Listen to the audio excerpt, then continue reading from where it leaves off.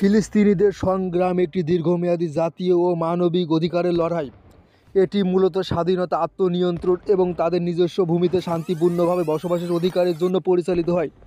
Israel ও ফিলিস্তিনিদের সংঘাত মধ্যপ্রাচ্যের অন্যতম জটিল এবং দীর্ঘস্থায়ী সমস্যা, যা আন্তর্জাতিক রাজনীতি, ধর্মীয় মতাদর্শ এবং ভৌগোলিক দখলদারিত্বের সঙ্গে গভীরভাবে জড়িত। এই সংকটের শিকড় 1948 সালে ইসরায়েল রাষ্ট্র প্রতিষ্ঠার সময় শুরু হয়।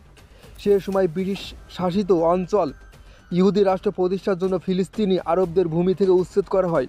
ফলস্বরূপ লক্ষ লক্ষ ফিলিস্তিন শরণার্থী হয়ে পড়ে এবং প্রতিবেশী দেশগুলোতে আশ্রয় নিতে বাধ্য হয়।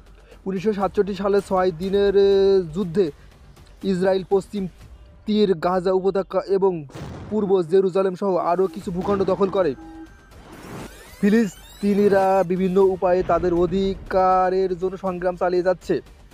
ইসলামিক জিহাদ সহ বিভিন্ন সংগঠন সশস্ত্র লড়াইয়ে অংশ নিচ্ছে। আন্তর্জাতিক মঞ্চে ফিলিস্তিনিদের সমর্থন বাড়াতে রাজনৈতিক প্রচার ও কূটনৈতিক উদ্যোগ।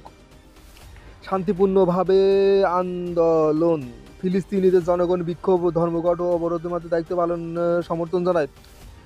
ফিলিস্তিনিদের সংগ্রামের ফলে গাজা ও পশ্চিম তীরে মানবিক পরিস্থিতি অত্যন্ত খারাপ। গাজার অবরোধ, খাদ্য সংকট, চিকিৎসা, শিক্ষা ব্যবস্থার ঘাটতি এবং অব্যাহত সংঘর্ষে সাধারণ মানুষের সবচেয়ে বেশি ক্ষতিগ্রস্ত হচ্ছে।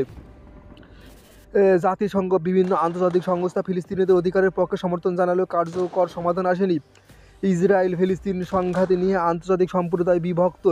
যুক্তরাষ্ট্র ও কিছু পশ্চিমা দেশ ইসরায়েলকে সমর্থন করে, আর বেশিরভাগ মুসলমান দেশ ফিলিস্তিনির পক্ষে সমর্থন করে।